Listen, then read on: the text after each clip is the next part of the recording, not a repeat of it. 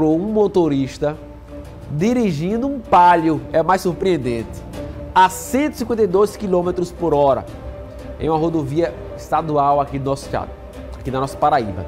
Essa situação foi registrada na quinta-feira passada, mas essas imagens só foram divulgadas ontem, segundo a PRF. Essa é a infração mais comum. 152 km por hora. Eles não passaram a informação de onde foi exatamente que esse cara foi flagrado dirigindo esse carro, né? Esse cara ou essa mulher, ninguém sabe quem estava dirigindo. Mas a notificação chegou. Chegou lá a notificação. A multa, né? A fatura chegou.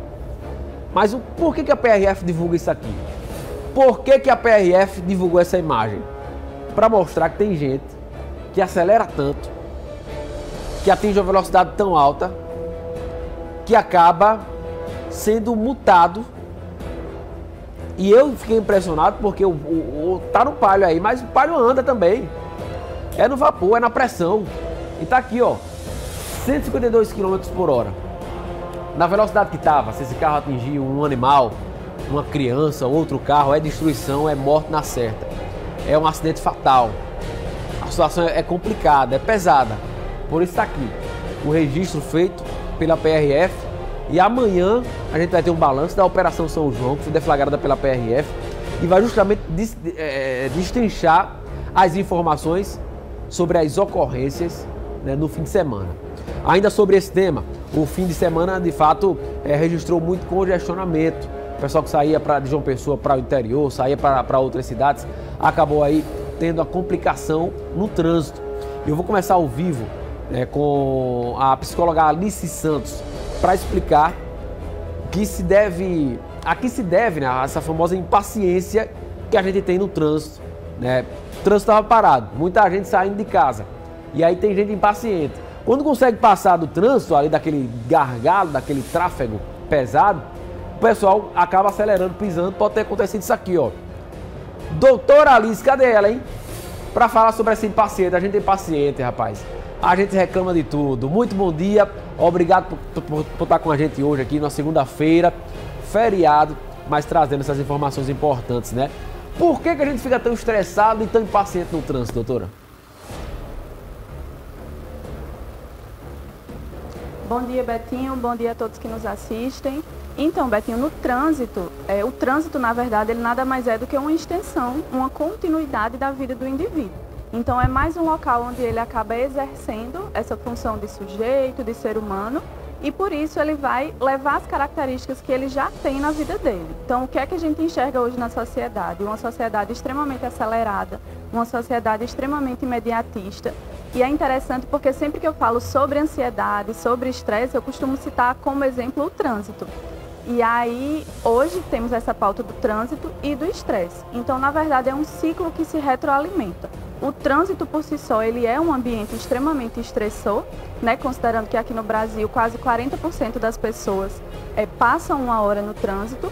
E o trânsito por si só vai causar esse estresse, e o indivíduo que traz já consigo um estresse de sua vida, de algum momento que está passando, vai acabar descontando nas condutas que ele vai adotar no trânsito. Então a gente costuma falar que é um ciclo, é uma relação aí que se retroalimenta entre estresse e trânsito.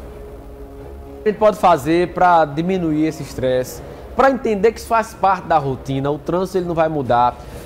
Se tem um fluxo grande de carros, não adianta ficar buzinando, xingando, reclamando com o outro. O que a gente pode fazer para ficar mais tranquilo em relação a isso?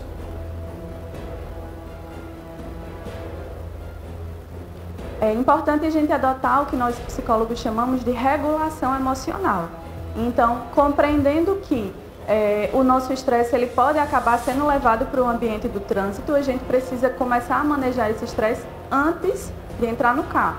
Então, se eu vou me deslocar para o meu trabalho e eu levo 40 minutos para chegar e eu tenho que chegar em um determinado horário, eu tenho que me programar para acordar mais cedo, para me organizar, para não ceder a esse estresse que já é praticamente natural do trânsito. E entender que é um ambiente, que são momentos passageiros. Então, muitas vezes a gente está no trânsito, alguém ali tranca, alguém ali dá uma buzinada, ou a gente está distraído, não viu o sinal, alguém acaba xingando ali para a gente poder avançar com o carro. Entender que aquilo é momentâneo e deixar aquilo naquele local. Muitas vezes as pessoas acabam perseguindo o carro, perseguindo o motorista.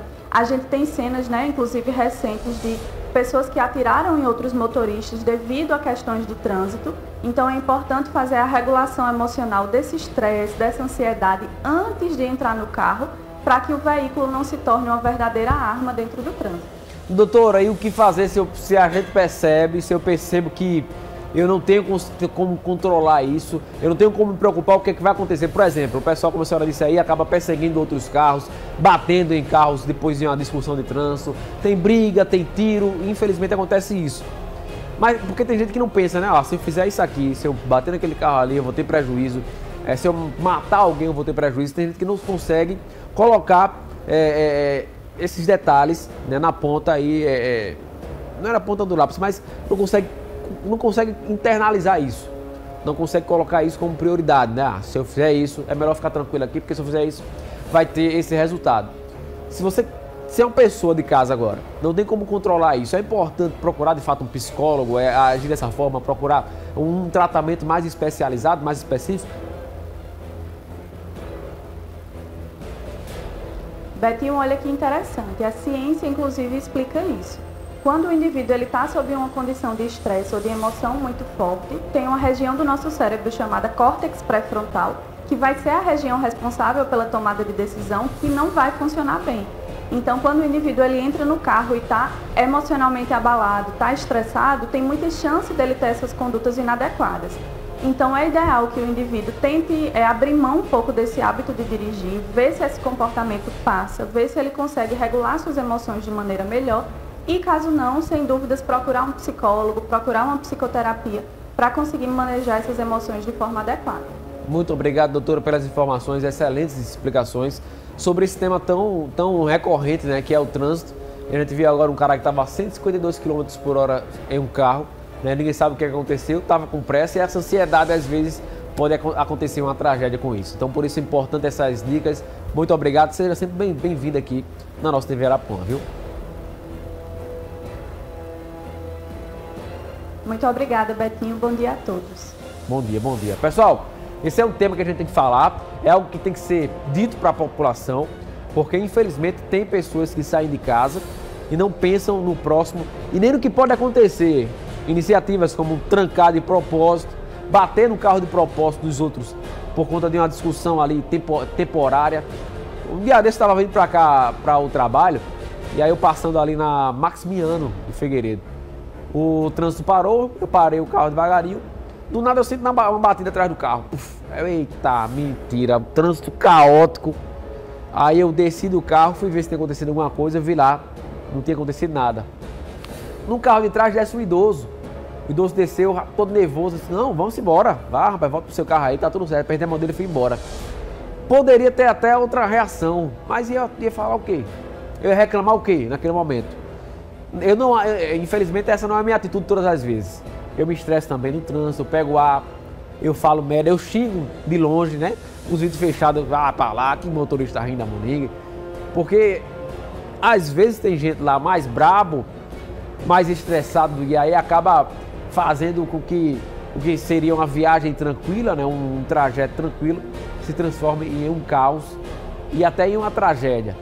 Então a gente é importante pensar no resultado. Essa minha ação, qual o resultado dela? O que é que ela vai ocasionar? Se eu bater nesse carro de propósito, eu vou ter o prejuízo do meu carro, do carro dele. Pode entrar algo, pode ir para a justiça e aí vira aquele caos. Se eu bater no carro dele de propósito em um trancão aqui, será que ele está armado? Será que ele está pior do que eu da cabeça, vem me matar? E aí tudo isso tem que ser ponderado e pensado, né? Porque o trânsito fica mais tranquilo, fica melhor para todo mundo.